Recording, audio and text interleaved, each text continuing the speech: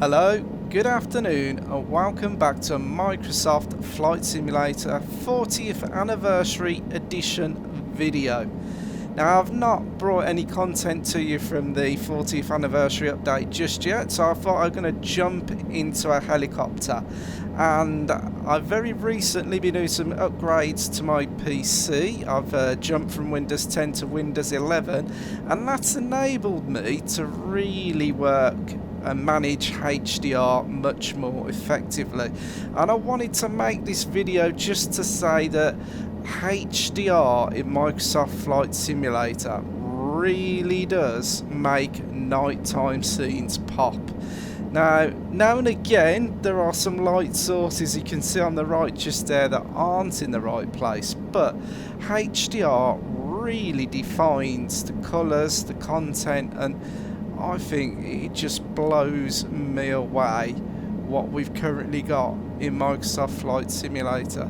I know there's I'm told there's other simulators out there that mimic flight controls and flight dynamics better than Flight Simulator, but they do not look like this, and HDR really does make everything pop. And the transition from night to day, the clouds, the lighting, it's just really took me aback. I mean, I've been playing Microsoft Flight Simulator for a long time now, but I don't know, just switching on HDR, it's like just graphically, it's brought everything into a much sharper, much more defined, a much clearer sort of like difference between the buildings and the lighting.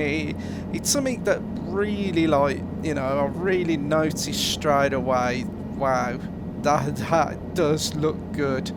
And I just wanted to make a video to show all of you at home this. Now, many of you out there may be using HDR displays for a long time, and you might think, well, a bit late to the party, what you've been rambling on about, but it's just that switch to Windows 11. It makes working with HDR so much easier. I mean, I don't know whether you remember on Windows 10, if you enabled HDR in a game, you didn't have it enabled on a desktop, and it could really screw things up. That's gone. And that transition now between not HDR or non-HDR, even if you haven't got HDR enabled within Windows, has gone. It just seamlessly switches between the both. I mean, now I've got Windows 11, HDR is switched on in everything that can have it switched on. I mean, just look at this. I mean, I've got the photogrammetry scenery on, and at night it looks far, far better than in the day. I think the day photogrammetry scenery really needs some work, but I think this is just fantastic. And the sun should be rising over there very shortly, and the transition, like I say, from night to day and the sun rising, it bouncing off the clouds, it really does look good. I'm just going to get a bit of a left turn on here. We'll fly out. We've got the airport below us, the city airport, and we're just flying on the side of Toronto over the lake. And in an upcoming video I will be doing a flight around here. More details when we get to that video, but the lighting really does look cool. I mean, we've got the I forgot the name of it now, the something centre down there. It's gone out of my head, but just wow. I mean, from where flight simulators come over the last 20 years, I don't think we realise how spoilt we are, honestly.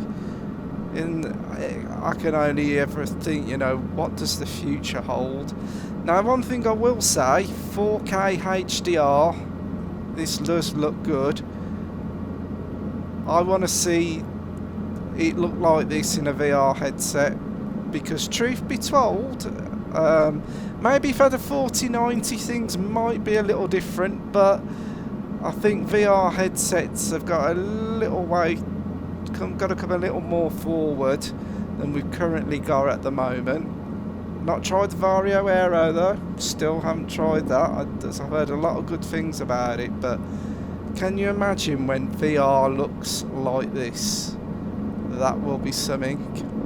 Now, one of my aims of this video was to do a transition of the sun coming up from the other side of the bay and just show you how the HDR lighting affects change as it transitions from night to day. The only issue is that when I got the video on the editing suite floor, it was an hour long, and to be honest, I didn't want to put a video out that long. So what I'm going to do in a minute, we're going to do a transition to an instrumental piece where I'm just going to show you the changes of light with the HDR effects. Enjoy.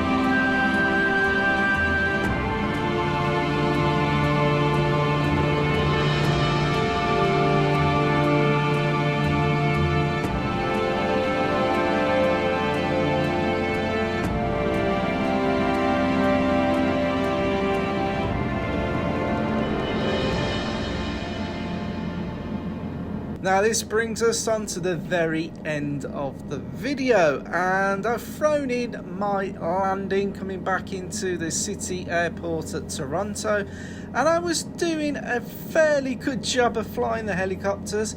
I am using an Xbox 360 controller to fly with. You can use an Xbox One controller, but I've got to be honest, after recent experience, they are not as detailed as a HOTAS controller.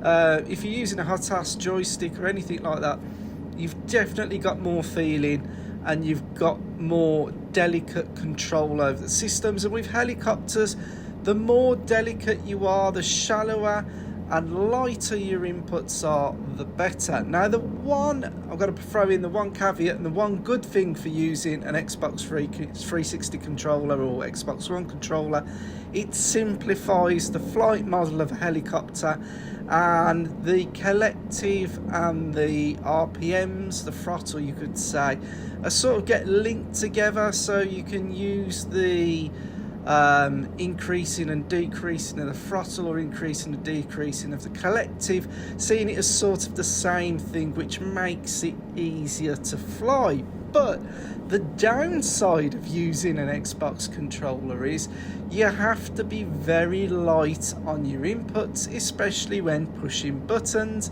and especially when you take your eye off the ball. Now, I thought I got the perfect landing here. I was going to touch down all nicely and say, you know, wow, look at my good flying. And what actually happened is, as I'm getting down to this sort of area, the missus walked in the room and starts talking to me.